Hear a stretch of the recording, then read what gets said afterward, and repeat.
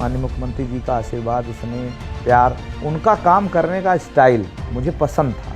कोई तो ऐसा व्यक्ति है जो ईमानदारी से काम कर रहा है, वो जीवन हर कोई नहीं जी पाता। तो उनके डिसीजन, उनकी जो कार्य करने की क्षमता, कार्यशैली, ईमानदारी से बोल्डली डिसीजन लेना गरीब, कमजोर, दबे कुचलों के लिए, तो मुझे लगता मुझे पसंद था। उनसे बहुत प्रेरित हूँ एक प्रकार से। साहित्य, स्वतंत्रता संग्राम और महान विभूतियों का नाम ज़हन में आते ही उन्नाव जिले का नाम सबसे पहले ज़हन में आता है।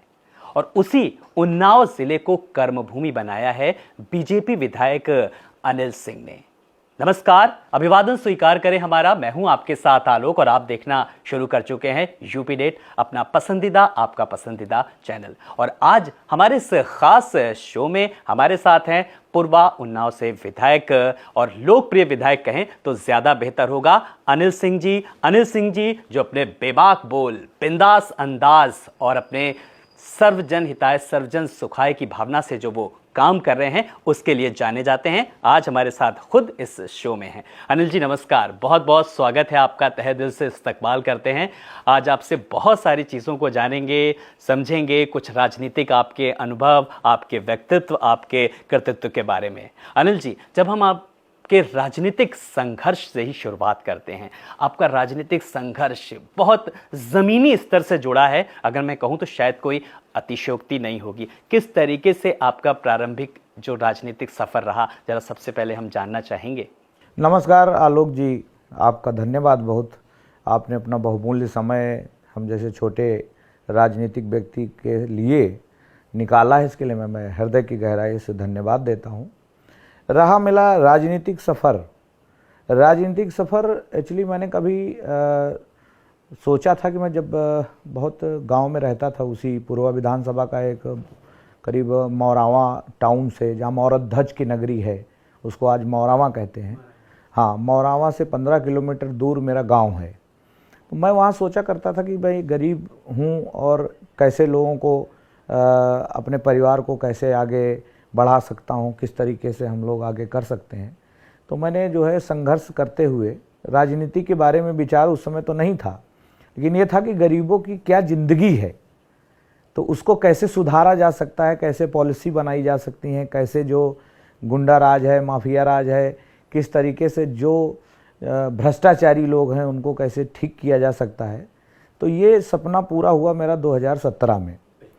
जब 2017 में पहले मैं सेवा करता था, मैं नौकरी के साथ बिजनेस करता था। बिजनेस करने के बाद संघर्ष रहा और संघर्ष से सफल हुआ, माता रानी की कृपा से मैं सफल हुआ।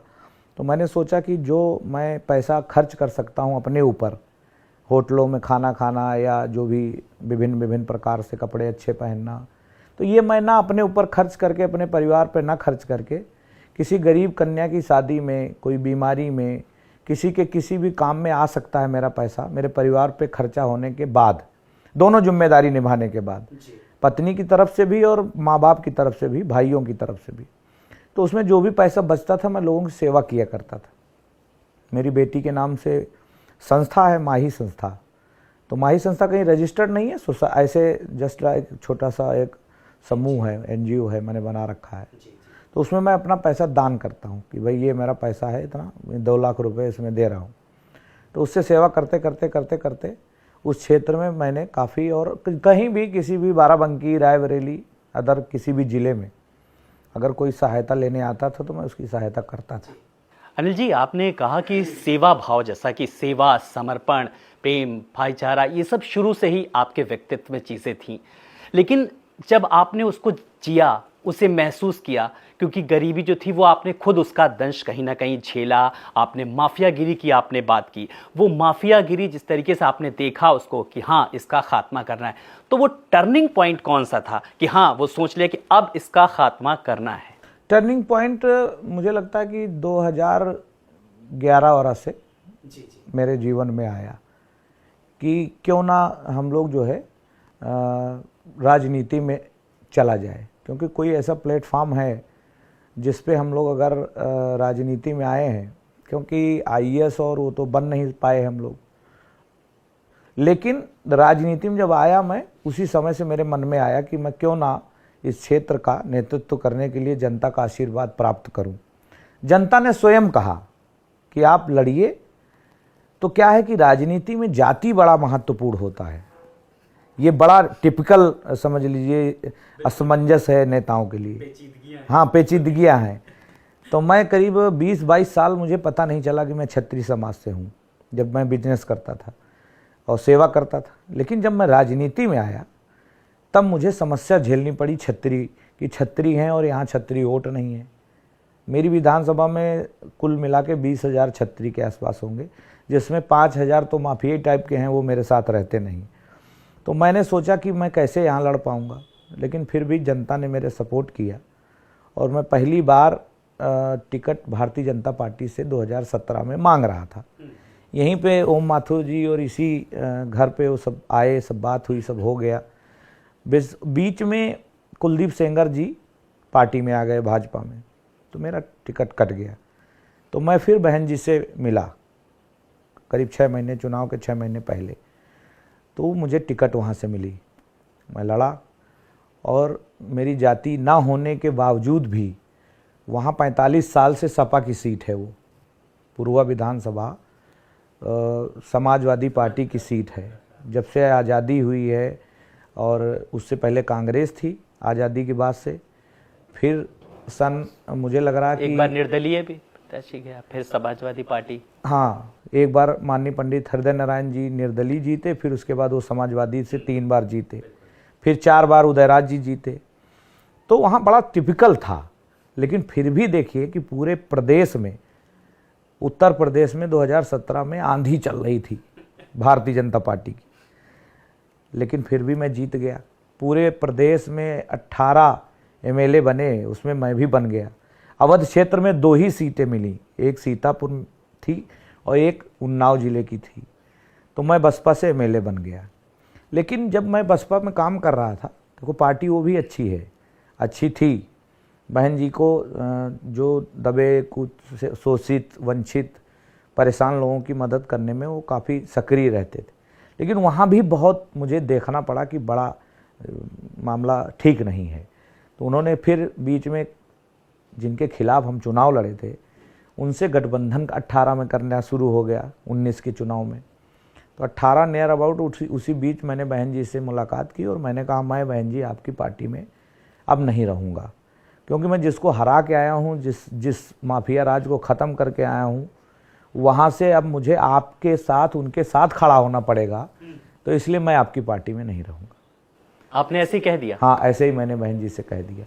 फिर बीच में चुनाव हुआ, एक मुझे लग रहा 18 एंड में राज्यसभा का, तो क्रॉस वोटिंग। हाँ, तो फिर मैंने उसमें अपनी, क्योंकि मेरी विचारधारा तो गरीब, कमज़ोर, असहाय, परेशान, मेरा नारा पहले से था।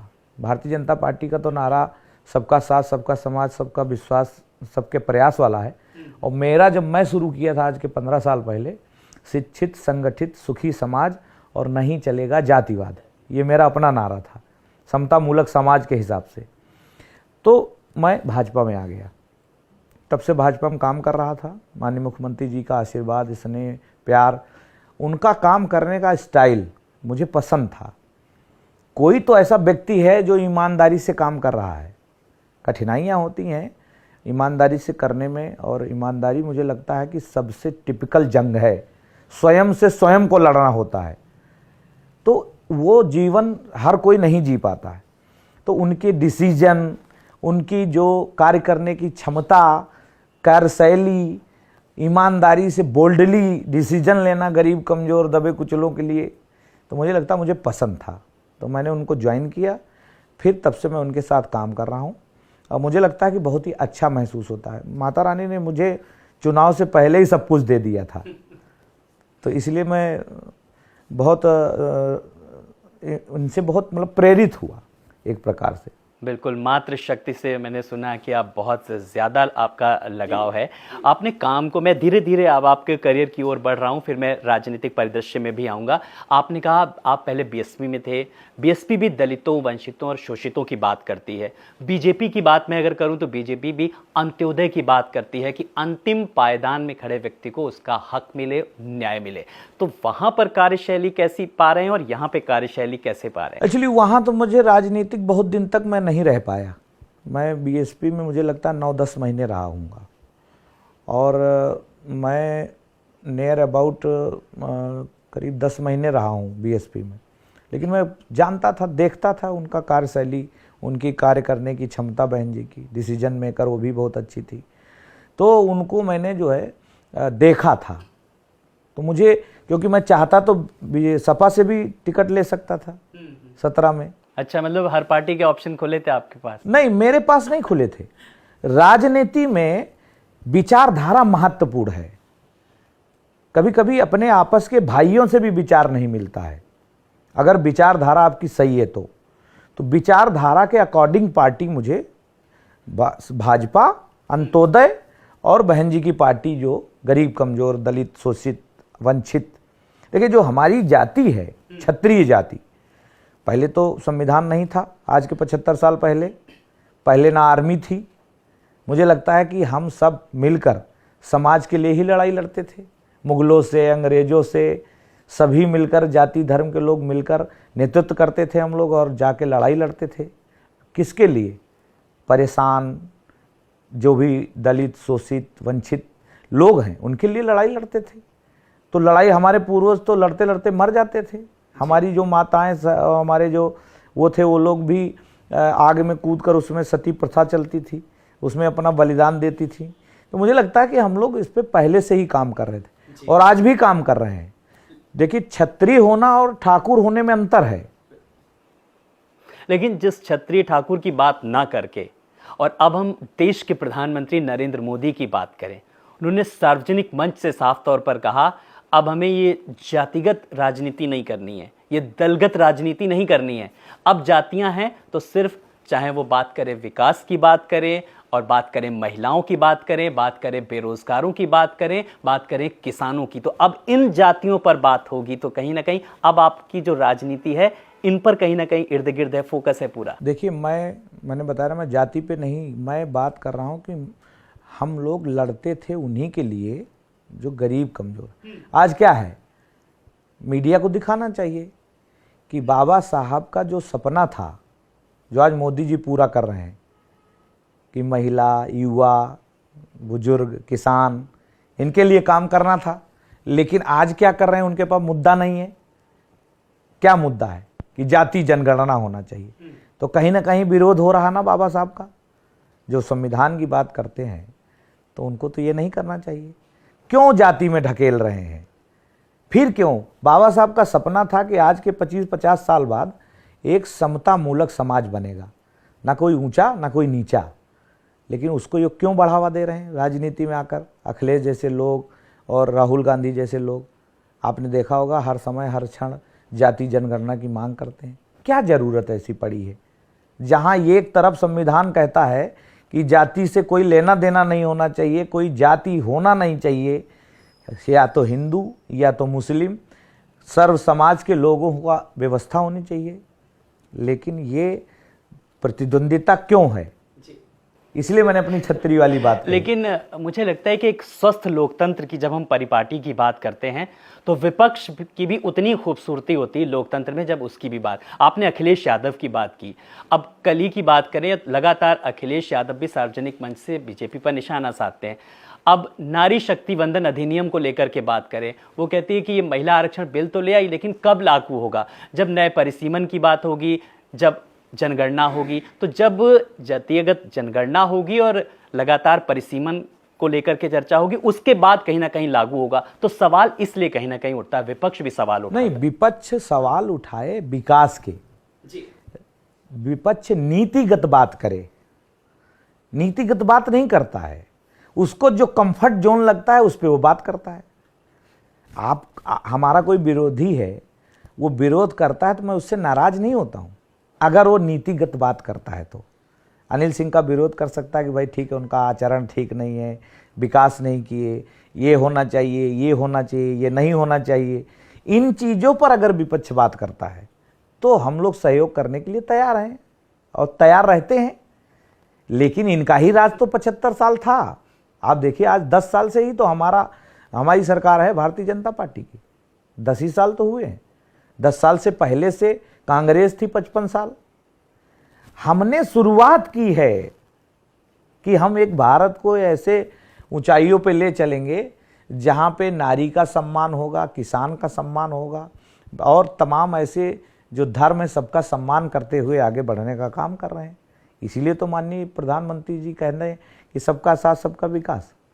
और हम विजन, जैसे सपोज दैट कि हम इस घर को बनाए हैं तो इस घर में हम ये सोचेंगे ना कि ये ड्राइंग रूम इधर होना चाहिए, गाड़ी खड़ी हमारे पास आने वाला कोई नहीं है, गाड़ी नहीं है, लेकिन गाड़ी खड़ी करने की जगह तो बनाएंगे ना। देश को हम कैसे बनाएंगे? देश को कोई नारी अधिनियम बंधन जो आपने हमसे जिक्र की, नारी शक्ति बंधन का जो बिल लाए हैं, इसीलिए तो लाए हैं ना। पहले नारियों को क्या समझते थे लोग, आज लाए हैं, शुरुआत किए हैं। गणना होने जा रही है कि कहाँ महिला ज़्यादा है, कहाँ क्या किसका कितना परसेंटेज है, उसी हिसाब से तो देंगे, लेकिन जाति के हिसाब से थोड़ी देंगे। ये तो एक जैसे पुरुष और महिला, इन दो चीज़ों पे बात हो रही कि कहाँ महिलाओं का कितना कोटा होना चाहिए और कितना किसका होना चाहिए, तो ये महत्वपूर्ण है। तो बिल्कुल जिस तरीके से अनिल जी आप सवालों के जवाब दे रहे हैं और उत्सुकता बढ़ती जा रही है, और आपका जो बिंदास, जो बेबाक अंदाज है, जो मैं पढ़ा करता था जब मैं गूगल पे जब आ रहा था जब इंटरव्यू करने, तो कुछ आपके बयान बहुत वायरल हो रहे थे। तो मैंने सोचा था कि मैं आज अनिल जी के पास जाऊंगा और ख़ुद ही पूछूंगा कि आखिर वो जो अधिकारियों पर जिस तरीके से शिकंजे की बात की जा रही थी, तुम्हारी कुर्सी वाला बयान, वो मैं आज जरा आपसे खुद जानूंगा वो हकीकत क्या थी विकास भवन की। एक्चुअली क्या है कि लगातार अधिकारी जो हैं वो प्रोटोकॉल भूलने लगे थे। आप, मुझे लगता है कि लंबे समय में जाएंगे जब, तो एक नेता का एक प्रोटोकॉल था संविधान के तहत। ये सारी ताकतें हमको संविधान ने दी है, किसी के हाथ पैर जोड़ने से या किसी के कहने से नहीं मिली। ये जो विधायक, एमपी, एमएलए और मंत्री, मुख्यमंत्री को व्यवस्था जो है ये संविधान ने दी है। लगातार जिस तरीके से संविधान का ये लोग वो कर रहे थे कि आप अधिकारी हो, एक कटसी बंसी है कि हम 1.5 लाख लोगों से वोट लिए हैं, 1,38,000 हमको वोट मिला है, तो 1,38,000 लोगों ने अपना पावर हमको डेडिकेट किया कि भाई आप देखो मेरा काम, हमको राइट दिए हैं अपने सिग्नेचर करके मत के द्वारा। तो तब हम वहाँ पे प्रोटोकॉल में आ गए। हम लगातार उनकी कार्यशैली देख रहे थे। बहुत सारे ऐसे लोग हैं जिनको पता ही नहीं कि प्रोटोकॉल क्या होता है। हम लोग क्या होता है कि पढ़ते हैं हर चीज़। जैसे हमने विधानसभा की नियमावली पढ़ डाली, हमने संविधान के, जब हम राजनीति में आए तो हम संविधान के तमाम ऐसे, जिसकी मूल प्रस्तावना में हम भारत के लोग का जिक्र सबसे पहले, तमाम चीज़ें हमने उसकी पढ़ी। इसी गीता की तमाम चीज़ें पढ़ी। जो ज़रूरत की चीज़ें हैं, कंटेंट, हम उसको ढूंढते हैं। तो उसी हिसाब से मुझे जो मिला प्रोटोकॉल का कि एमएलए पहुँचे तो आप सम्मानित खड़े होकर स्वागत करिए और बैठाइए और उनकी बात पूरी सुनिए। होना ना होना मैटर, बट क्या ना, इतना ज़्यादा दिमाग खराब हो गया था तब मैंने पूरी बात उन्होंने चलाई नहीं। मेरा जो शायद पूरा चलेगा, अच्छा, तो एडिट हो गई। हाँ, एडिट करके क्या है ना कि भाई देखिए सबको मसाला चाहिए, सही बात कोई दिखाता नहीं। ये भी एक बहुत बड़ी समझ लीजिए। आज आपको मौका मिला इस कार्यक्रम के जरिए, मैं धन्यवाद बात देता रखी। मैं धन्यवाद देता हूँ आलोक जी आपको कि आपने कम से कम मेरी बात पूछी। तो मैंने कई बार जारी कराया, मैंने चीफ सेक्रेटरी से, माननीय मुख्यमंत्री जी से, कि ये बेकार है, फोन नहीं उठाते हैं तमाम लोग, क्योंकि उनकी 50 साल से आदत पड़ी है। अच्छा, उसके बाद ये तो बताइए खबर का असर हुआ कि नहीं? मतलब खूब दोबारा असर जब हुआ। गए अनिल जी तो सब अधिकारी सबकी खूब कुर्सी असर सामान हुआ, थी। खूब असर हुआ। हमने कहा कि विधायक अनिल सिंह यहाँ आए हैं, ना कि अनिल सिंह आए हैं। अनिल सिंह हो सकता है कि डीएम से मिलने के लिए टाइम मांगे, डीएम टाइम नहीं दे सकता है, लेकिन जहाँ एमएलए अनिल सिंह आए हैं, जहाँ 1,38,000 लोगों ने हमको आशीर्वाद देकर, अपना वोट देकर, मत देकर आपके पास काम के लिए भेजा है, हमको डिप्यूट किया है, तो आप बिल्कुल सम्मान करेंगे। मेरा नहीं, मेरी जनता का। 1,38,000 लोग आपके पास खड़े हुए हैं मेरे धूप में, तो आपको सम्मान प्रोटोकॉल के तहत देना पड़ेगा। देखा 4-5 IAS कुर्सियां लगाए बैठे हैं बड़ी बड़ी, तो अब क्या है कि 4 दिन 5 दिन 8 दिन 10 दिन महीना 4 महीना 6 महीना साल यही प्रक्रिया बढ़ती जा रही, कोई आवाज ही नहीं उठा रहा कि मीडिया चला देगा, ये फलाने चला देंगे। हम अपनी बात रखते हैं, मीडिया चलाए या कोई चलाए, सही बात को उठाने के लिए मेरे अंदर क्षमता रहती है, मैं सही बात बोल देता हूं। इसी में लोग कहते हैं कि अनिल सिंह बोल तभी मैंने कहा बेबाक अंदाज जो आपका मैं यहाँ पैसे कमाने नहीं आया हूं जी जी, कि हमको पैसे चाहिए, हमारे पोता पोती बड़े हो जाए तो अमीर हो जाएं, हीरे जवाहर गाड़ के रख लें घर में। मेरी औकात से, मेरी क्षमता से माँ जगत जननी जगदम्बिका ने, मेरे माता पिता के आशीर्वाद से मुझे बहुत कुछ मिला है। मेरे बाप ने मुझे कुछ नहीं दिया, लेकिन संस्कार दिए हैं, धन रूपी संस्कार है जिससे मैंने सब हासिल किया है। मेरे पास सब कुछ है, चुनाव लड़ने से पहले ही सब कुछ था, अभी तो मिट रहा है थोड़ा थोड़ा। बट क्या है महत्वपूर्ण, तब मैंने उनसे कहा था कि यहाँ MLA अनिल सिंह आए हैं, विधायक अनिल सिंह आए हैं, तो आपको सम्मान देना पड़ेगा। कुर्सी बड़ी, अब बताइए विधायक को प्लास्टिक की कुर्सी दे रहे हो, तो तमीज है तुम्हें कि नहीं है? प्रोटोकॉल क्या है? हमने प्रोटोकॉल का पाठ पढ़ा है जो संविधान के तहत, हमको किसी से मांगने से नहीं मिला है। ये संविधान के मूल उसमें है, स्ट्रक्चर में, कि MP MLA का क्या है।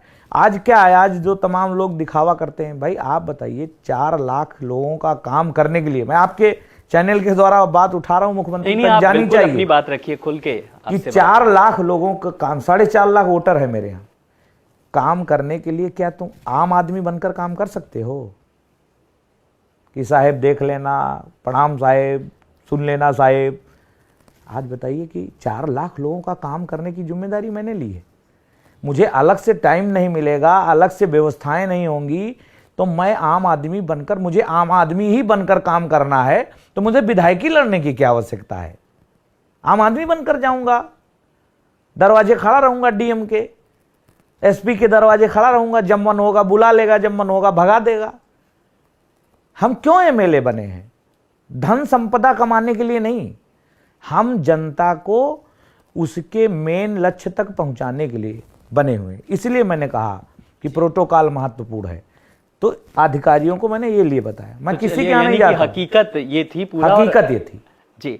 अनिल जी, ये मैं समझ रहा हूं कि जिस तरीके से आपने जो जन भावना की बात है, सेवा को लेकर के जो आपकी अंदर शुरू से ही भावना थी, और जन सुनवाई को लेकर के अगर मैं बात करूं तो आप, मैंने सुना है लखनऊ से लेकर के उन्नाव तक आप जन सुनवाई कार्यक्रम में ज़रूर भाग लेते हैं, चाहे कुछ भी हो जाए। तो वो अगर आम आदमी को ज़रूरत है तो आपकी इस कार्यक्रम में भाग लेना चाहता है, तो वो कैसे ले? नहीं, जैसे हमारे यहाँ हम जनता दरबार लगाते हैं, हम समस्याएं, ऐसा नहीं कि हम जीत गए तो घर चले आए, हम जनता दरबार लगाते हैं। हमारे यहाँ 4 ब्लॉक हैं, चारों ब्लॉक में मेरे अपने ऑफिस बने हैं। ऑफिस में 5-5 कंप्यूटर लगे हैं, लोग बैठे हैं कि आप एप्लीकेशन लाएंगे, एप्लीकेशन में आपको जो भी IGRS कराना हो या जो भी कराना हो, मैं बुधवार को, बृहस्पतिवार को, शुक्रवार को और प्लस तहसील दिवस के दिन मैं जरूर अपने विधानसभा में बैठता हूं, जनता दरबार लगा, जन सुनवाई करता हूं कि कोई भी समस्या, और इसका रजिस्टर SDM, DM, थानेदार, CO सबके पास रखा है मेरे जनता दरबार का, कि उसमें मेरी एप्लीकेशन मुहर लगकर जाएगी, और अगर उस पर कार्रवाई नहीं हुई, गए नहीं, तो उस अधिकारी के लिए ठीक नहीं है। ये मेरा अपना स्टाइल है। मैंने सीधा बता रखा कि कोई जनता भटकना नहीं चाहिए। वैसे तो हमारी सरकार ने सब कुछ मुट्ठी में कर दिया है, सब कुछ ऑनलाइन कर दिया, व्यवस्थित कर दिया। आज दुनिया भी ग्लोबलाइजेशन हो गई है, माउस के एक क्लिक अब आज देखिए कि आप आलोक हैं, आलोक जी हैं, आप इतना व्यस्त रहते थे, आपके घर का बिल भरने के लिए आपके बच्चे या पत्नी या जो भी लोग जाया करती थी, कहीं नगर निगम का, कहीं मोबाइल का बिल। आज क्या है, गाड़ी में बैठे नहीं, सब कुछ ऑनलाइन व्यवस्थित हो गया। तो जब हम यहाँ तक पहुँच गए डिजिटल में, इतना बड़ा प्लेटफॉर्म इसी 10 साल में हुआ है, आप देखेंगे तो इसी 10 साल में हुआ है, तो मुझे लगता है कि जनता की सुनवाई महत्वपूर्ण है। हम विधायक सुख सुविधा के लिए नहीं बने हैं, हम ना सरकारी आवास लिए हैं, ना ही हम सरकारी कोई सुविधा लेते हैं। जितनी सैलरी हमको मिलती है वो सब सैलरी निकाल के गांव में गरीबों को बांट देता हूँ। 24 करोड़ रुपया माननीय मुख्यमंत्री जी से मैंने राहत कोष से दिलवा चुका हूँ 7.5 साल में। महाराज जी मुझसे कभी कभी कहते कि यार तुम सब पैसा मेरा खर्चा करे डाल रहे हो लेकिन वो कभी रोकते नहीं है।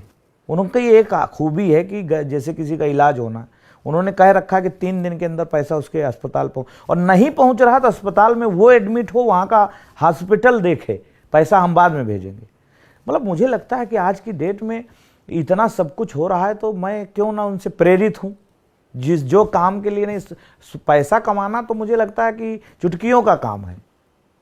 पैसा तो हम लोग कमा ही रहे थे, पैसा मैटर नहीं रखता है। हम जब मरे, मेरी इच्छा है कि जब हमारी आत्मा की शांति मिले, जब हम मरें तो लाखों लोग रोएं कि कहें कि कोई अच्छा व्यक्ति था जो गरीब के लिए लड़ाई लड़ता था, कमज़ोर के लिए, महिला के लिए, किसान के लिए, दलित, शोषित, वंचित के लिए, कमज़ोरों के लिए लड़ाई के लिए आवाज़ उठाता था। और सही बोलता हूँ, चाहे लखनऊ के बैठे अधिकारी हों या चाहे हमारे ज़िले के अधिकारी हों। जैसे मेरे मीडिया मित्रों ने मुझसे पूछा कि क्या आप कहते हैं, तमाम लोग कहते हैं कि अधिकारी नहीं सुन रहे हैं, तो मैंने कहा मेरी तो सुन रहे हैं। मेरा अपना कोई स्वार्थ नहीं, अपना कोई काम नहीं। महाराज जी कई बार मुझसे पूछे कोई अपना काम हो, हमका मेरा कोई काम नहीं। और मुझे लगता है कि जो चाहिए था जनता को, लमसम 60% हम लोग उस पर पहुंच चुके हैं इन 7.5 सालों में। और समय मिलेगा तो बिल्कुल सही कर दूंगा एकदम। आप समझ लिए कि मैं क्या बोल सकता हूं जिससे मेरे बिल्कुल आपको शायद ज़्यादा बोलने की, कुछ कहने की ज़रूरत नहीं है। आपके मनोभाव को और जो सेवा भाव है उसको साफ तौर पर देखा जा सकता है, उसको महसूस किया जा सकता है। बड़ी बात आपने मुख्यमंत्री योगी आदित्यनाथ जी को लेकर के कही। उन्होंने साफ तौर पर कहा कि वो कभी भी कोई फाइल नहीं रोके, उन्होंने सेवा भाव को, तो यही चीज़ें मुख्यमंत्री की कहीं ना कहीं आपको कौन सी ऐसी चीज़ उनको लगता है जो एकदम क्लिक करती है महाराज जी की? ईमानदारी। उस व्यक्ति में ईमानदारी है, और ईमानदारी के साथ जीने वाला व्यक्ति कठिनाइयों में, विरोधियों के निशाने पर और नाना प्रकार की कठिनाइयों से उसको सामना करना पड़ता है। और मैं उनकी ईमानदारी, डेडिकेशन जो उनका है, जो जनता के प्रति उनका लगाव है, मेरी तो बहुत देर देर तक बात होती है। हो सकता है लोगों को 5 मिनट का भी समय न मिलता हो, मुझे 15-15, 20-20 मिनट का समय देते हैं और पूरी बात मेरी सुनते हैं, क्योंकि मैं सिर्फ जनता की ही बात उनसे करता हूं और मैं एक व्यक्ति की बात नहीं करता हूं। हमेशा मैंने पॉलिसी पे बात किया। जैसे ये राशन का जो काम था, मैं जब पहली बार विधायक बसपा से बना तो मैंने राशन पे उठाया प्रश्न। मेरे देखा होगा विधानसभा के पटल पर सबसे ज़्यादा अगर किसी ने उठाया होगा तो बीएसपी की तरफ से हमने, अनिल सिंह ने राशन प्रणाली पे उठाया। और आज सुधार देखिए राशन वितरण प्रणाली जी। एक गरीब आदमी का राशन हड़प लिया जाता था, राशन माफिया बेच लिया करते थे और उसका कोटा पूरा खत्म कर दिया करते थे। तो उसमें मैंने उठाया कि क्यों ना इसको ऐसा व्यवस्थित कर दें ताकि आदमी को बिना जानकारी के उसका कोई भी राशन बेच ना पाए। आज देखिए कितनी बढ़िया प्रणाली है। अभी तो मैंने और इस पे सुझाव महाराज जी को दिया था कि मुझे लगता है कि आपको महाराज जी एक एक व्यक्ति का अंगूठा लगवाना चाहिए। और आ गया आदेश कि हर व्यक्ति का अंगूठा लग रहा है और अंगूठे में आज 5 किलो राशन खारिज हो रहा है। नहीं पहले क्या करते थे, 5 यूनिट पे भी 1 यूनिट नहीं देते थे।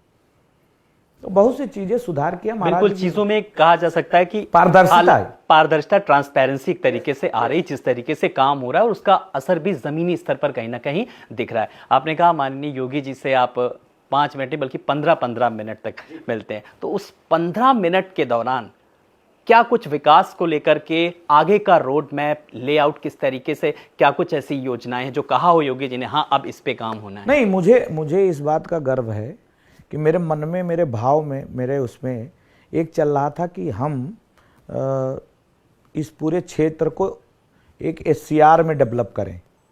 ये मैं सबसे पहले आज का मुझे लगा 18 चल रही है, बिल्कुल NCR की तर्ज पे। हाँ, NCR national capital region, state capital region, कि हम जब इसको अथॉरिटी में ले जाएंगे तो हमें सुविधाएं बढ़ेंगी। 4 जिलों को उन्होंने जोड़ दिया, अभी अथॉरिटी भी बना दिया। ये मैंने ही महाराज जी से कहा था जब मैं 18 में जीता था, सुझाव दिया था कि महाराज जी जो है आप इस पे काम करिए।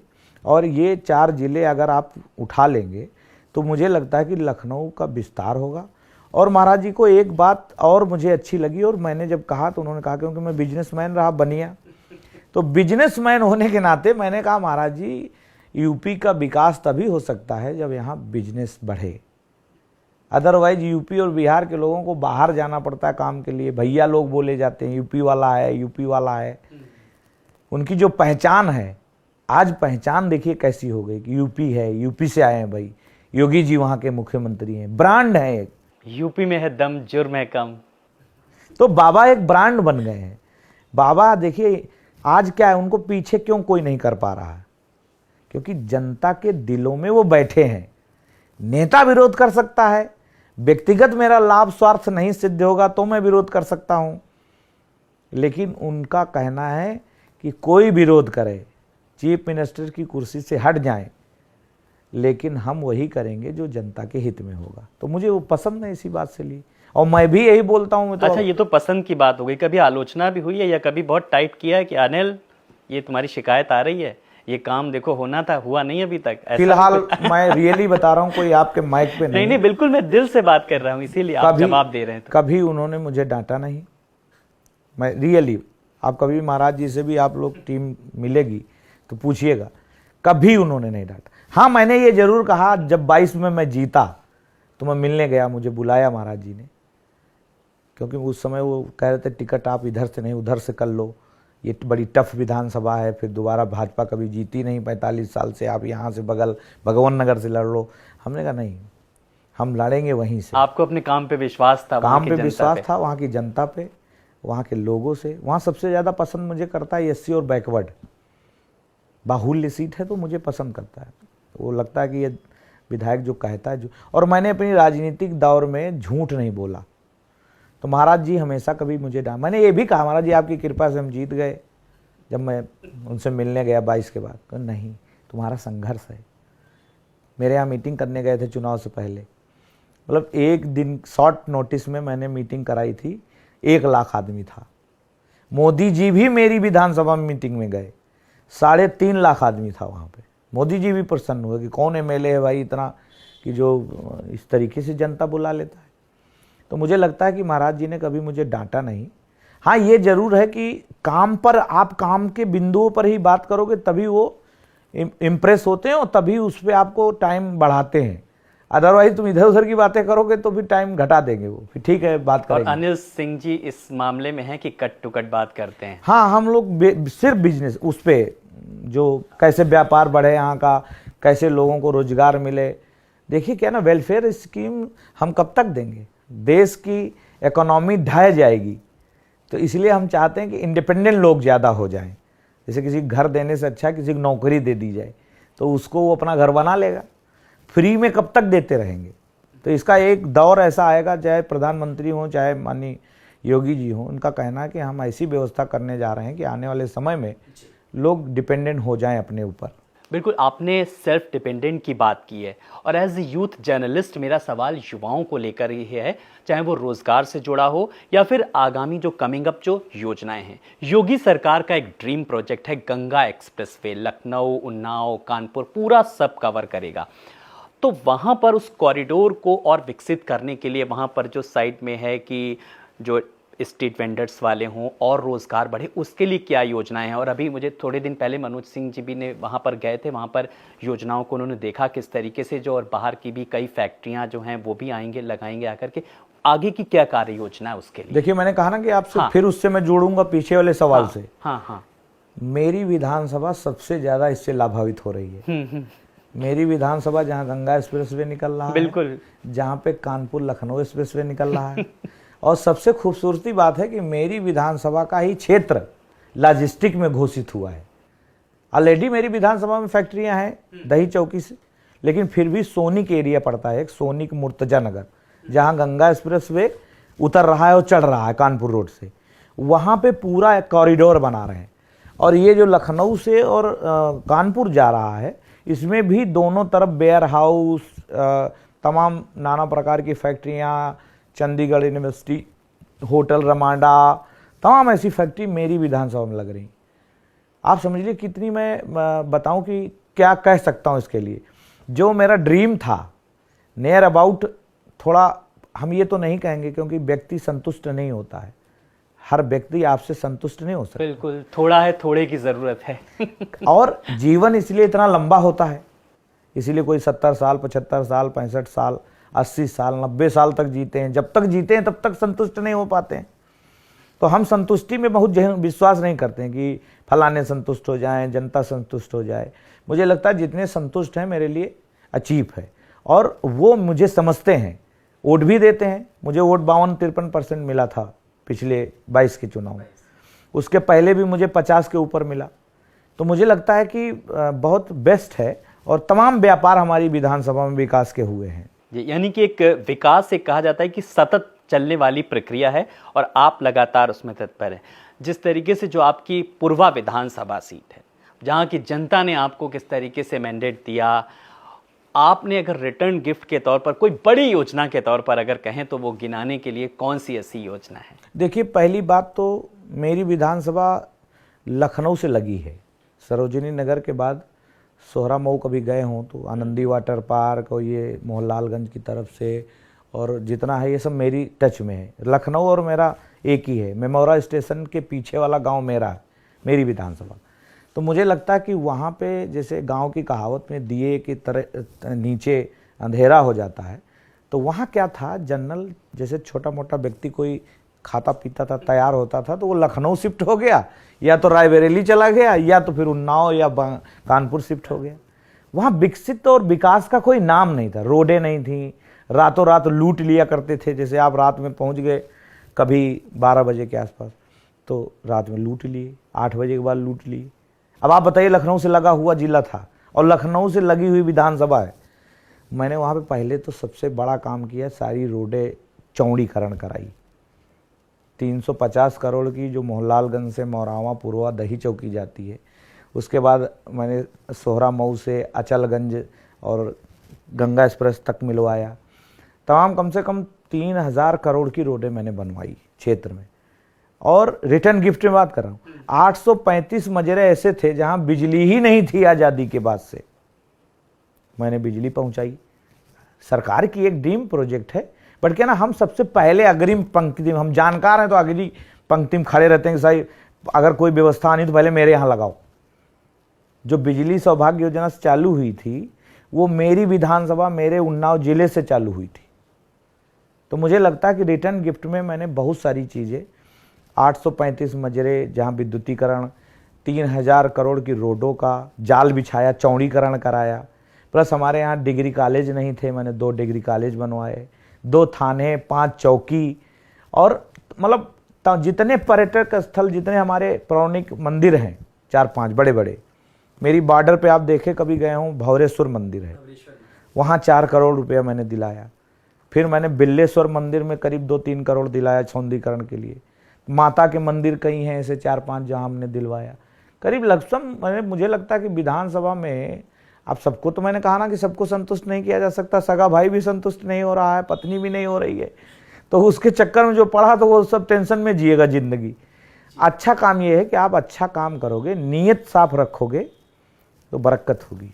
बिल्कुल, नियत साफ की जिस तरीके से आप लगातार बात कर रहे हैं, और आपने मातृ शक्ति की बात की अनिल जी ने, मैंने सुना है कि आप माता रानी के बहुत बड़े भक्त हैं और उनकी अनुकंपा आप पर हमेशा यूं ही बरसती है, और मैं ये देख भी रहा हूँ और आपसे बातचीत के दौरान भी पता लगा। तो एक ख़ास नवरात्र में आप कुछ अनुष्ठान वगैरह करते हैं, मैंने ये भी सुना है, तो मेरे दर्शक जानना चाहेंगे ज़रा। एक्चुअली बहुत आप बड़ी बात पूछे, मैं सदैव मंच से कहता हूँ कि मैं शायद किसी लायक नहीं हूँ, ये आपका बड़प्पन है। मुझे लगता है मुझ में ऐसी कोई क्वालिटी नहीं कि मैं यहाँ तक पहुँच गया हूँ, आपकी उदारता है। लेकिन माँ जगत जननी जगदम्बिका ने धरती पर वो हर चीज़ मुझे उसमें दिया है, नवाजा है। मैं एक बहुत ही गरीब किसान का बेटा हूँ जिसके नाम से 3 बीघे खेती है, 3 बच्चे हैं, और मेरे फादर जो है गांव में रहते हैं। लेकिन माता रानी ने, मेरे रहने को घर भी नहीं था, तो मेरी माता रानी, मैं माँ का भक्त हूँ। पहले तो मैं अपनी माँ को मानता हूँ, मेरी माँ यहीं रहती हैं, और मतलब अगर दुनिया में सबसे ज़्यादा मानता हूँ ये मैं पत्नी से भी बोल रखा हूँ कि सबसे ज़्यादा किसी को मानता हूँ तो इस माँ को मानता हूँ जिसने मुझे पालने के लिए पूरा जीवन खपा दिया।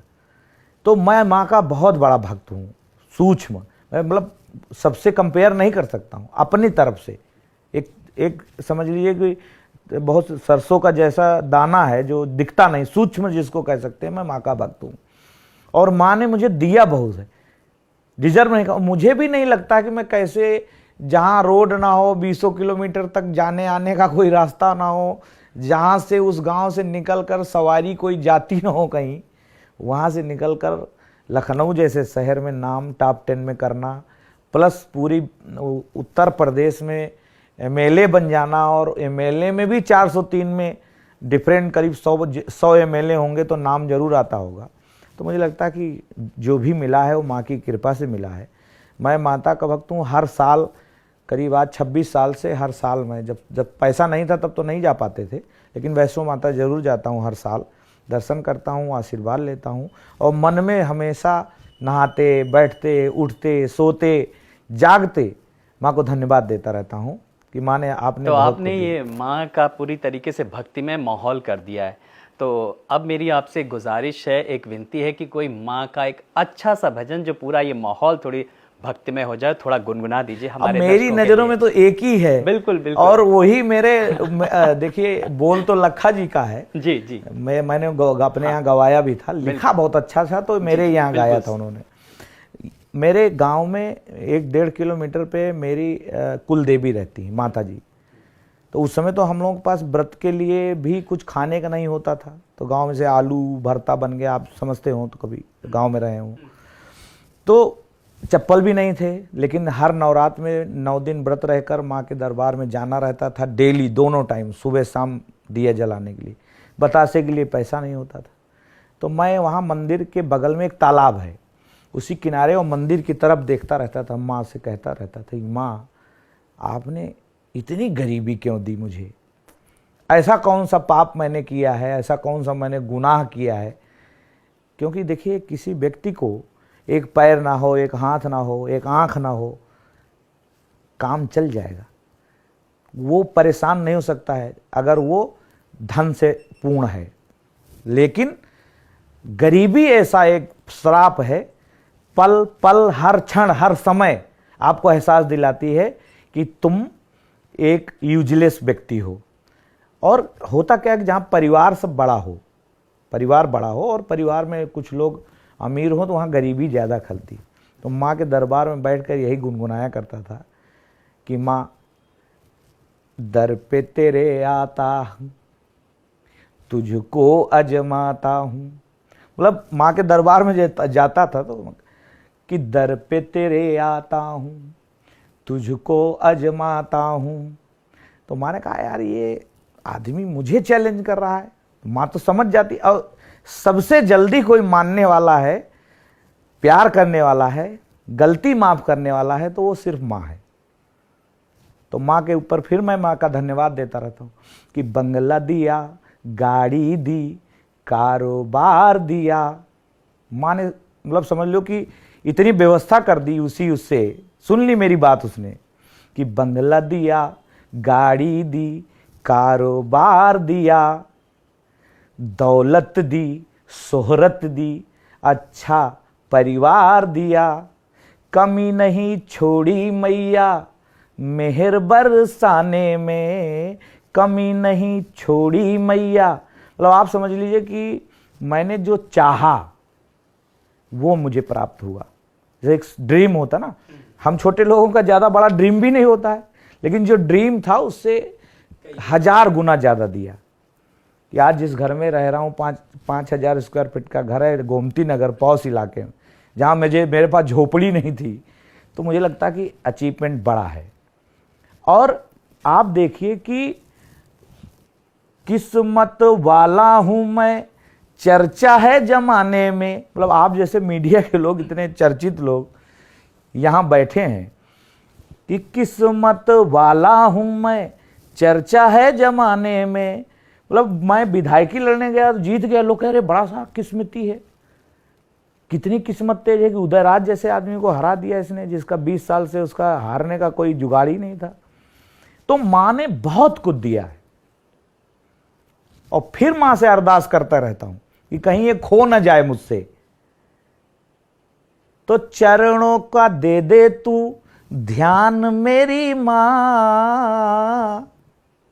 तो ये महत्वपूर्ण है कि ताकि मां मुझे कुछ गलती ऐसी जो हो जाए उसको क्षमा करते हुए अपने चरणों का ध्यान देते रहिए और मैं आगे बढ़ता रहूं, लोगों की सेवा करता रहूं और अपनी मां को इतना सुख दे रहा हूं जो मुझे शायद उनके लिए कम हो, लेकिन मेरे लिए मेरी हैसियत से ज़्यादा है। मैं उनके लिए बहुत प्रार्थना करता रहता हूं कि वो स्वस्थ रहें और जब तक मैं रहूं तब तक वो रहें। मुझे लगता है बड़ी बात है और माँ ने आज जो कुछ दिया है उसके लिए हृदय के गहराइयों से धन्यवाद देता हूँ और मंच से बोलता हूँ मैं। आप भी कभी माँ को याद करके देखिए, भक्ति करके देखिए, तो माँ ही ऐसी हैं जो आपसे रुष्ट नहीं हो सकती हैं। पूत कपूत हो सकता है, माँ कभी कुमाता नहीं हो सकती है। तो लोग जो अपने घर में हमारा एक और सपना ड्रीम रह गया है जो अभी पूरा करना है कि कम से कम 100 करोड़ रुपया लगा के वृद्धाश्रम बनाऊँ मैं, जिसमें जो अपनी माँ को निकाल दे रहे हैं, बाप को निकाल दे रहे हैं, मैं उनके घर अपने घर पे रखूँ, अपने उस वृद्धाश्रम पे रखूँ जहाँ पर हम उनके पास 1 घंटे 5 घंटे 1 दिन 2 दिन रह सकूँ, दवा व्यवस्था पानी खाना सारे व्यवस्थित करके रह सकूँ। ऐसे मेरा ड्रीम है, लेकिन अभी तो पूरा नहीं हो पा रहा जी, है। अब मुझे लग रहा है मैं राजनीतिक सवाल ना करके कुछ ऐसे सवाल करूं। अरे आपने नहीं, बिल्कुल आप इस करिए, तरीके से राजनीतिक करिए, भावनात्मक जो है वो पूरी तरीके से राजनीतिक कर करिए। दिया और संस्कारों की जिस तरीके से आपने बात की और एक युवा पीढ़ी को भी कहीं ना कहीं आपको आत्मसात करने की ज़रूरत है, समझने की ज़रूरत है। जो आज माँ बाप के साथ, बुज़ुर्ग लोगों के साथ, आए दिन एज बिंग जर्नलिस्ट मैं खबरें भी पढ़ता हूँ, देखता हूँ कि अपने बुज़ुर्गों के साथ कैसा व्यवहार करा, उनको कहीं ना कहीं आपसे कुछ सीखने की ज़रूरत है। अनिल जी, जब आपने भी शुरुआत में कार्यक्रम के एक सवाल का जवाब दिया था, आपने गरीबी का दंश देखा, वो देखा, उसको महसूस किया और हाँ, कुछ कर गुजरने की चाह शुरू से ही थी, लेकिन माँ का हमेशा साथ था आपके, उनका आशीर्वाद था। लेकिन माँ आपसे उस वक्त क्या कहती थी, किस तरीके से कि हाँ पढ़ो, मतलब इस चीज़ पे पूरा अडिग रहना है कि हाँ सच्चाई के रथ पथ पर हमेशा चलते रहना, वो ऐसी कौन सी चीज़ थी जो माँ ने 3 बातें बहुत मुझे मेरे दिलो दिमाग में बैठाया। एक तो ईमान कभी खराब ना करना, दूसरा इन्होंने कहा चरित्र कभी गड़बड़ नहीं होना चाहिए, तीसरा उन्होंने कहा संस्कार ना छोड़ना जो मैंने दिए हैं। हीरा जवाहरात, पैसा, यश, कीर्ति, ये क्षणिक सुख है, लेकिन ये 3 चीज़ अगर अपने जीवन में जब तक जिंदा रहोगे, अगर आप आदर्श इनको मान लेते हो कि हम अपने जीवन में ऐसा ही आचरण करेंगे, तो मुझे लगता है कि सफलता आपके कदमों में चूमेगी। तो वो मुझे माँ की बातें याद हैं।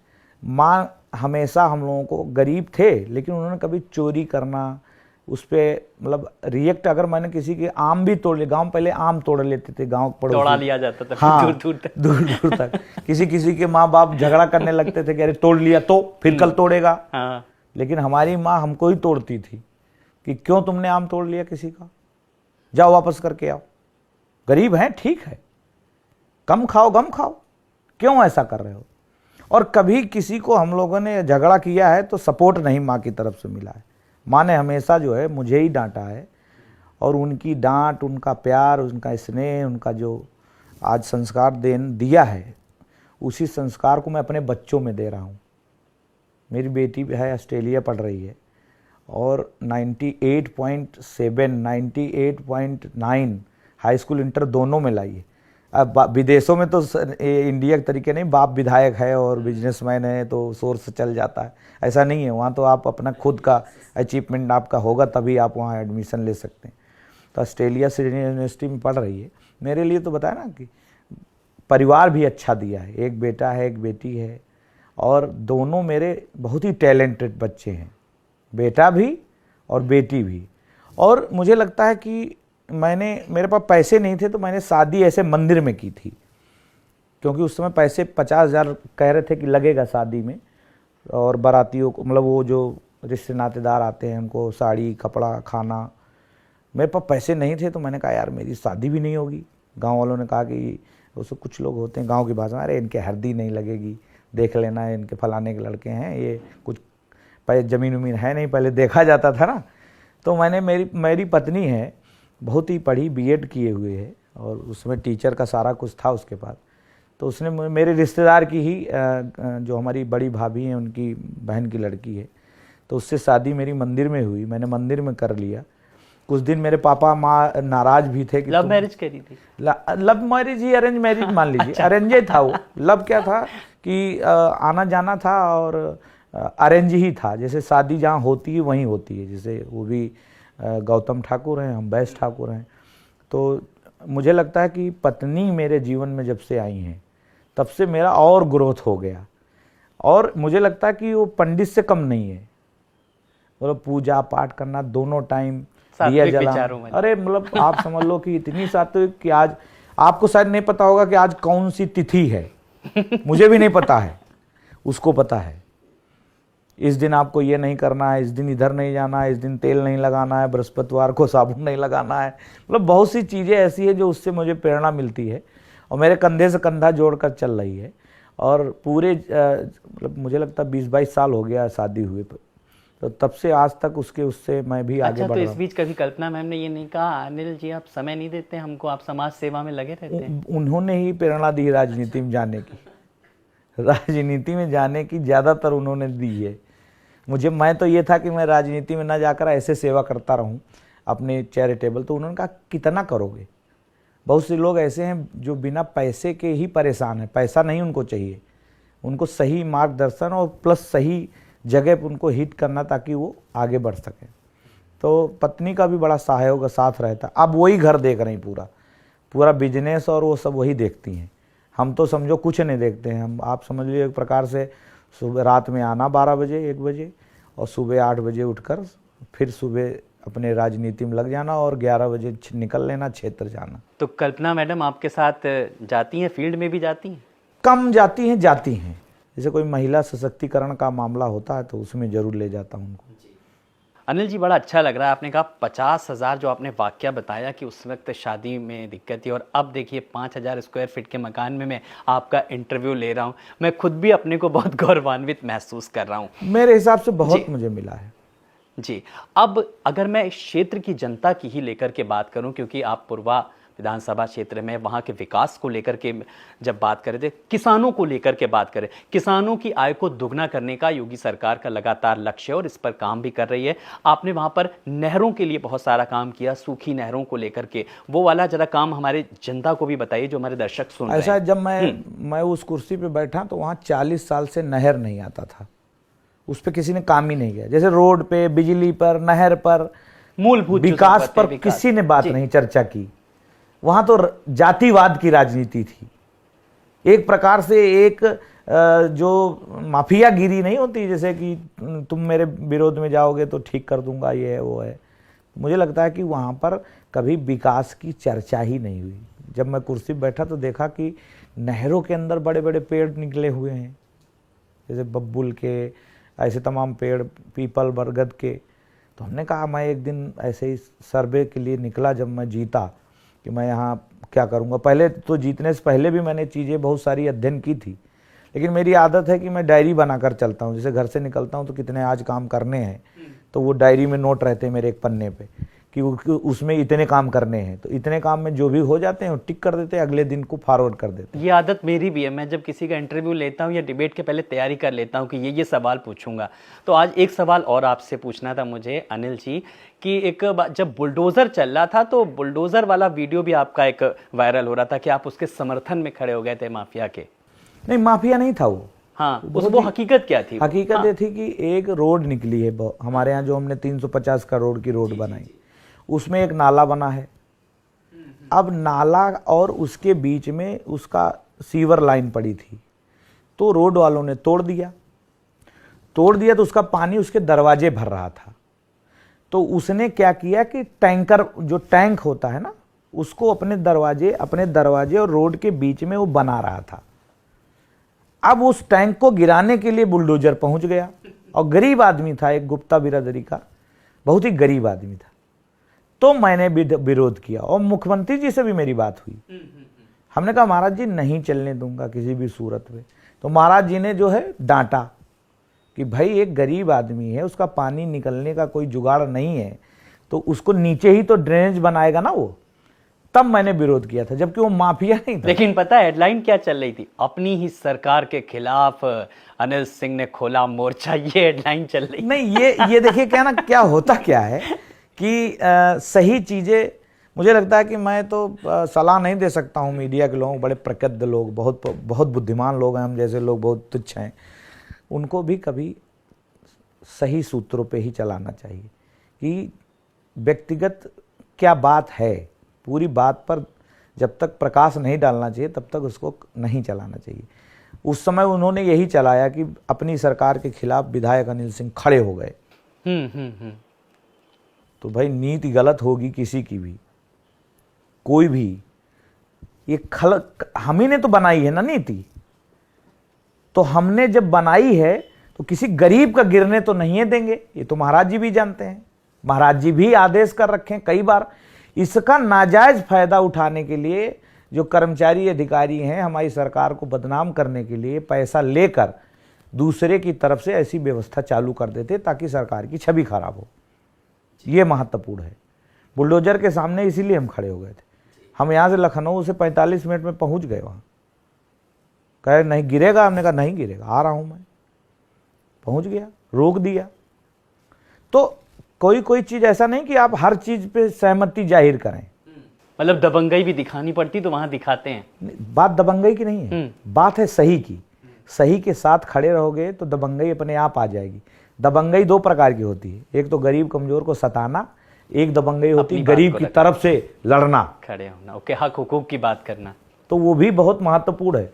उसको दबंग कह सकते हो, बेबाक कह सकते हो, बिंदास कह सकते हो, कुछ भी कह सकते हो। मुझे कोई फर्क नहीं पड़ता है कौन क्या सोचता, आई डोंट केयर। मुझे किसी भी बात का फर्क नहीं पड़ता। और क्यों पड़ेगा? क्योंकि आपको तो महाराज जी ने खुद ही कहा था ना किस तरीके से। नहीं, वो बात नहीं। मीडियम जैसे कोई चीज़ उल्टा सीधा चलाने लगते हैं तो मैं उसका जवाब नहीं देता हूँ। जैसे मुझे वो जो कुर्सी वाला था वो चलाया, उसमें तमाम मीडिया के लोग, बड़े बड़े आज तक और इंडिया टीवी, तमाम लोगों ने मुझसे पूछने की कोशिश की। तो एक तो कोई जी न्यूज़ वाले थे तो नाराज़े हो गए, तो कहे कि फिर उल्टा सीधा चलेगा। तो हम कहा तुम्हारा कैमरा है, तुम्हारी चीज़ है भाई, तुम जो मर्जी है चलाओ, मैं थोड़ी रोक लूँगा, लेकिन जो सही है वो सही है कहूँगा। चलिए, यानी कि आप हमेशा सच का साथ देते हैं। अभी 8 सितंबर को आपने मुख्यमंत्री योगी आदित्यनाथ जी से मुलाकात की। उस मुलाकात में और आगे की क्या कुछ कार्य योजना रही कि हाँ, पिछली मुलाकातों से वो किन मामलों में मुलाकात अलग रही? सोशल मीडिया पे आपने फोटो भी शेयर की। मुलाकात ये थी कि मेरे यहाँ एक नगर पंचायत बननी है, उस पर थी। और दूसरा जो एरिया मेरा छूट रहा है, जैसे लखनऊ कानपुर एक्सप्रेसवे के बगल में, तो जैसे कुछ एरिया तो लॉजिस्टिक घोषित हो गया, कुछ और मुझे घोषित कराना था। और महाराज जी से मैं आग्रह करने गया था कि अगर कोई इन्वेस्ट आता है हमारे यहाँ यूपी में, तो मैं चाहूँगा कि महाराज जी मेरी विधानसभा में उसको आप भेजिए और मैं ज़मीन भी उपलब्ध आपको कराऊँगा। तो महाराज जी ने कहा बिल्कुल श्योर, आप अगर उस पर हो तो मैं ज़रूर आपके यहाँ। तभी मनोज सिंह का विजिट भी उस समय लगा था। हाँ। तो मनोज सिंह कनाडा की कंपनी, हाँ, मनोज सिंह के विजिट के बाद मैं मिलने गया था। मनोज सिंह पहले 2 दिन पहले गए थे हमारे ज़िले पर, तो उन्होंने बताया कि नहीं सिर्फ सोनी के एरिया है। तो मैंने कहा महाराज जी ये भी जोड़ लीजिए। और भी कुछ चीज़ें थी, थोड़ा डिस्टर्ब चल रहा था कि, तो डिस्टर्बेंस को भी मैंने उनसे आग्रह करने गया था कि मुझे क्या करना चाहिए। तो अब सब चीज़ें आ गई शेड्यूलिंग में? हाँ, एकदम शेड्यूल में आ गई हैं। उन्होंने कहा कि तुम सही के साथ खड़े रहो और गलत कोई भी चीज़ ना हो, इसलिए आप जो मर्जी से करो। यानी कि मुख्यमंत्री जी का समय समय पे दिशा निर्देश मिलता रहता है? मैं लेता रहता हूँ। हो सकता कि मैं बुद्धिमान ना हूँ राजनीति में। कभी कभी क्या होता है कि जैसे लोग सभी मानते हैं कि हम ही सब जानते हैं, ऐसा नहीं है कि हम सब जानते हैं। हो सकता है कि आलोक जी भी वो चीज़ जानते हों जो मैं ना जानता हूँ, तो मैं क्यों ना आलोक जी से पूछ लूँ कि आपने जो ये सवाल पूछा है इसका ये वाला जवाब ठीक है या नहीं है। तो बहुत सी चीज़ें ऐसा नहीं कि हम ही बुद्धिमान हैं, हम ही सब जानते हैं। हम तो एक अपने ड्राइवर से भी सीखते रहते हैं, अपने घर के नौकर से भी सीखते रहते हैं, अपने घर के कोई भी व्यक्ति हो, पापा, चाचा, मामा, दादा, उस पर मैं सुझाव लेता हूँ कि भाई आप बताओ इसमें करना क्या चाहिए, मेरी बुद्धि नहीं काम कर रही। तो उन छोटी छोटी चीज़ों को मैं एक साथ जोड़कर एक बड़े ब्रॉड पे जाकर तब मैं रास्ता अपनाता हूँ उसको। जी, जीरो टॉलरेंस को लेकर के बात करें, जब हम भ्रष्टाचार के खात्मे की बात करते हैं, मुख्यमंत्री योगी आदित्यनाथ भी लगातार इसको लेकर के बात कर रहे हैं, विपक्ष सदन में इस मुद्दे को लगातार उठाता है, तो किस तरीके से आप लोग माकूल जवाब देते हैं? कुछ ऐसा एनसीआरबी के चाहे आंकड़ों की बात करें, चाहे इस संदर्भ में कितना काम हो रहा है? देखिए, भ्रष्टाचार एक बहुत बड़ा राक्षस है और ये आज का नहीं है पैदा, ये है आज़ादी के बाद से। कांग्रेस सरकार थी और ये इतना बड़ा हो गया राक्षस, इसको मारने के लिए पता नहीं कितने राम को अवतार लेना पड़ेगा। आप समझिए, रग रग में व्याप्त हो गया है। इसको सोचो कि आप तुरंत खत्म कर दोगे, तो ये मुझे लगता है कि इसमें आप और हमारी गलतफहमी है। भ्रष्टाचार रगों में व्याप्त हो गया था। इसको खत्म करने के लिए 10 साल नहीं, कम से कम 20 साल चाहिए। अभी तक हम लोग बड़े लेवल पर खत्म कर ले गए हैं। बड़े लेवल इन द मीन्स की एमएलए, एमपी, मंत्री, आईएएस डरने लगा है। आप देखिए, कभी जाइए डरेगा एकदम बिल्कुल। अभी एक मैं आज ही पेपर में पढ़ रहा, कोई मुनिंदर सिंह आईएएस थे, उनके यहाँ 7 करोड़ के हीरे पकड़े गए, 100 करोड़ की प्रॉपर्टी पकड़ी गई। ऐसे तमाम नेता अधिकारी थे जो राजनीति को व्यापार समझ लिए थे। भ्रष्टाचार कहाँ पनपता है आलोक जी? जहां पर अपना निहित स्वार्थ हो, तो निहित स्वार्थ में ही भ्रष्टाचार है। लेकिन 2 महापुरुषों ने, मुझे लगता है कि 50% भ्रष्टाचार पर प्रहार किया है। अभी नीचे लेवल पे इसलिए खत्म नहीं हो पा रहा है कि हमारी और आपकी मानसिकता नहीं बदल रही। उनको लगता है यार हम देंगे तभी काम होगा। जैसे लेखपाल लेवल पे है, 3 आदमी सुधारने पे अभी हम लोग लगे हैं। एक तो पुलिस नीचे जो बैठी है, दरोगा और सिपाही, दूसरा गांव का ग्राम विकास मंत्री और मंत्री जिसको बोलते हैं, तीसरा हमारी नज़र में लेखपाल। 3 लोगों में अभी भी सुधार करने के हम लोग काम कर रहे हैं। अभी हम लोगों ने नई भर्ती शुरू की है। जैसे घाघ हो जाता ना आदमी खाते पीते, तो उसको ख़त्म कर रहे हैं। और मुझे लगता है कि हर चीज़ ऑनलाइन कर दे रहे हैं। अब से झगड़ों में लोग नापी जोखी में, इसमें तमाम जगह पे खसरा खतौनी को लेकर के जिस तरीके से, उसको हम लोग ख़त्म कर रहे हैं। घरौनी बनाकर, खतौनी बनाकर, और आपको हम एक्सेस दे रहे हैं कि आपके आप अपना नाम गलत हो गया, डायरेक्ट आप राजस्व संहिता में हमने चेंज कर रहे हैं कि सोचा कि हम डायरेक्ट आप अपने आप OTP आएगी, आप अपना सही कर लो नाम। ना आपको लेखपाल के पास जाना है, ना आपको किसी कर्मचारी से मिलना है, ना कुछ करना है। हमारी ज़मीन है, हम राम आश्रय हैं, राम आश्रय नाम OTP आएगी, जो नंबर है उसको हम लोग ऊपर से वेरीफाई करेंगे कि यही चेंज कर रहा है, कोई और चेंज कर रहा है, देन उसके बाद उसका अपना ट्रांसफ़र हो जाएगा। अनिल जी, बहुत अच्छा लग रहा है आपसे बातचीत करके, लेकिन वक्त इजाज़त नहीं दे रहा है। लेकिन चलते चलते कोई ऐसी बात जो आपको लगता हो कि आलोक ने तो पूछी नहीं और ये तो जनता तक मैसेज जाना चाहिए भाई, हमारे श्रोताओं को, हमारे दर्शकों तक, तो वो आप शेयर कर सकते हैं? मुझे लगता है कि इम्पॉर्टेंट है कि आपने जो पूछी नहीं, वो ये कि जनता को चाहिए कि वो भी अध्ययन करे। हमारा ये संदेश है जनता तक कि कौन सही है और कौन गलत है, सेल्फ एनालिसिस, कौन हमारे हित में काम कर रहा है, कौन हित में नहीं काम कर रहा है। मुझे लगता है कि बाबा साहब ने कहा था कि जब हम शिक्षित हो जाएंगे तो संगठित हो जाएंगे। शिक्षा पे अभी जागरूकता नहीं है। मेरे क्षेत्र में तो बहुत कम था, तो मैंने उस पर जहाँ भी भाषण देता हूँ, बंगला, गाड़ी, घर, मकान, प्लाट, इस पे माँ बाप ना ध्यान देकर उनको शिक्षित बनाने का काम करें। ये मेरा संदेश जनता के लिए। जिस दिन हम शिक्षित हो जाएंगे, पूर्वा विधानसभा के या उन्नाव जिले के या अदरवाइज जहाँ तक मेरी आवाज़ सुनेंगे लोग, उस दिन आप समझ लीजिए स्वयं वो तरक्की कर लेंगे और जीरो टॉलरेंस पे हम लोग बढ़ चलेंगे। शिक्षा की कहीं ना कहीं हमारे यहाँ कमी है। स्कूल यानी कि आप समझते हैं, जिस तरीके से अगर उन्नाव जिले की बात करें, साहित्यकारों की जननी रही है, सूर्यकांत त्रिपाठी निराला जैसे वहाँ पर साहित्यकार जिस तरीके से रहे, एक बार फिर वही परिपाटी लौट कर आए, साहित्य के क्षेत्र में एक मुकाम हासिल करे, उस संदर्भ में क्या कुछ कार्य योजना है? नहीं, हमारी योजना है, हम तो स्कूल, हमारा मानना है कि जैसे किसी गांव में मंदिर चमकता है, मेरा अपना मानना, वैसे उस गांव का स्कूल चमकना चाहिए। ऐसा मेरा अपना विचार है। और मैंने कम से कम वहाँ के हजारों स्कूल मैंने कायाकल्प में लिए। मैं जब पहली बार जीता तो मैं माननीय मुख्यमंत्री से मिलने गया, बसपा से था मैं तो मैंने कहा महाराज जी मैं चाहता हूँ कि जो निधि है 3 करोड़ की 2 करोड़ की जो भी, मैं क्यों ना स्कूलों को ले लूँ उसमें और कोई काम ना दूँ। हर स्कूल को 5-5 लाख 10-10 लाख देकर स्कूल को ऐसे बनाऊँ सरकारी कि जैसे प्राइवेट हों। तो महाराज जी ने कहा कि ऐसा नहीं करने की आवश्यकता, इसमें हम पॉलिसी बना रहे हैं कि कायाकल्प योजना से हम स्कूल को सौंदर्यीकरण करेंगे। आज देखिए स्कूल तक जोड़ने का सारी व्यवस्था है, वहाँ पे फिल्टराइज पानी है, वहाँ पे बिजली फैन लगे हैं, पहले पंखे ही नहीं था, भैंस और गाय और जानवर अंदर घुसे बैठे रहते थे। आज वहाँ टाइल लगी है, पेड़ पौधे लगे हैं, बाउंड्री वाल की पुताई हो गई, बैठने व्यवस्था हो गई। शौचालय नहीं थे, आज़ादी के 75 साल गुजर गए, शौचालय नहीं थे स्कूल में, कितने बच्चों को परेशानी होती थी। तो मुझे लगता है कि इस पे काम हम लोग और कर रहे हैं और शिक्षा पे ही काम ज़्यादा कर रहे हैं हम। शिक्षा चाहते हैं कि हमारे पूर्व विधानसभा में शिक्षा की कमी बदलाव संभव है। देखिए बदलाव तभी, जैसे अभी कुत्ते को शेर बनाकर लोगों ने प्रेजेंट किया, आप समझ रहे हैं कि जैसे गांव में कहा कि भाई शेर आ गया, शेर आ गया, वो निकला कुत्ता। तो इसलिए उसको ध्यान देना कि ये शेर है या कुत्ता है, तभी उसको जानकारी होगी जब उसका खुद का विवेक काम करेगा। उदाहरण के तौर पे मैंने कोई बात बता दी, आपने मान ली, क्यों मान ली?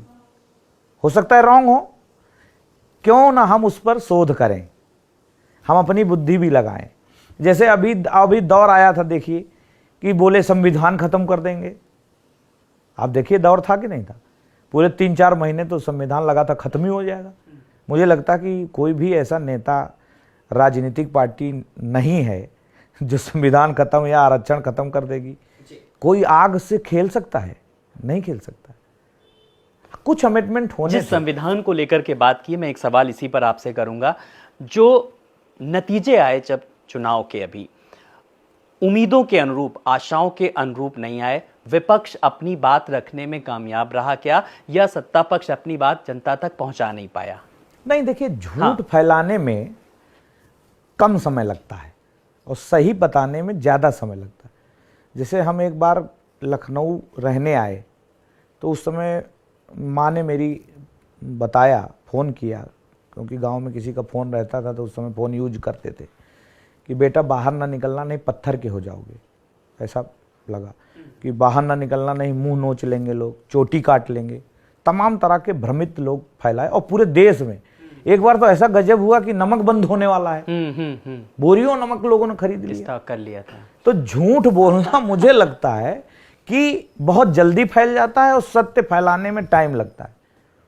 तो ये झूठ बोलकर वोट लेने का जो काम किया है, तो इसमें लोग एकजुट हो गए कि अरे यार इस राशन और धनिया तेल और इसकी शायद आवश्यकता कम पड़े, जब आरक्षण खत्म हो जाएगा तो उसमें तो मैं ज़्यादा टूट जाऊंगा। तो लोगों ने आरक्षण को बचाने की कोशिश की। ऐसा मुझे लगता है कि झूठ बोलकर उन्होंने। तो अनिल जी, फिर अब 2027-2029 में अब इस सच और झूठ का फैसला क्या जनता करेगी? अब जनता उतनी परिपक्व हो गई है जिस तरीके से आप चाह रहे हैं, जो विकास के जो कार्य जनता तक पहुंचाए जा रहे हैं? हाँ श्योर। जो लोग सोचते हैं कि 27 में सरकार सपा की आएगी, नहीं आएगी, मैं आपको बता रहा हूँ। और फिर हम इंटरव्यू करेंगे 27 के बाद, क्योंकि जनता वाकई में जागरूक हो गई है कि जो बीच में इन्होंने झूठ बोला था उस झूठ को ख़त्म करके वो कह रहा कि यार ये जो कहते नहीं थे वो तो कर रहे हैं। 2000 में मेरे फादर का एक्सीडेंट हुआ, अपने ससुराल जा रहे थे हैदरगढ़, एक्सीडेंट हो गया और मेरे पास 500 रुपया नहीं। वहाँ से लाकर सिविल हॉस्पिटल में मेरे फादर को लोगों ने डाल दिया। मैंने डॉक्टर से मुलाकात किया और डॉक्टर से, भाई गरीब की कौन सुनता, इधर जाओ उधर जाओ उधर जाओ उधर जाओ। तो फादर का ऑपरेशन नहीं हो पाया, 2500 रुपये का दवा नहीं खरीद पाए, पट्टी बांधकर उनका काम चला, तो वो सड़न पैदा हो गई पैर में। आज की भी डेट में मेरे फादर का पैर खराब है। शायद मुझे लगता है कि उस समय मेरे पास 2500 रुपये होते तो मैं इनका पैर बचा लेता।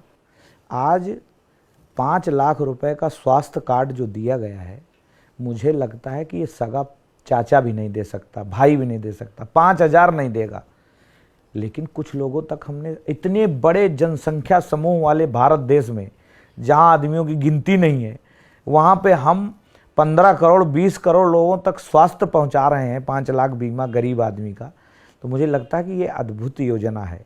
एक ही योजना मैंने उठाई है, बाकी तो बहुत सारी हैं, लेकिन ये शायद एक गरीब को अपने शायद जीने का एक रास्ता मिल गया कि कमजोर कहाँ पड़ता आदमी, दवाइयों में, इलाज में। बिल्कुल, वो भी जब खुद लाचारी हो, जब खूब लाचार हो, गरीब हो।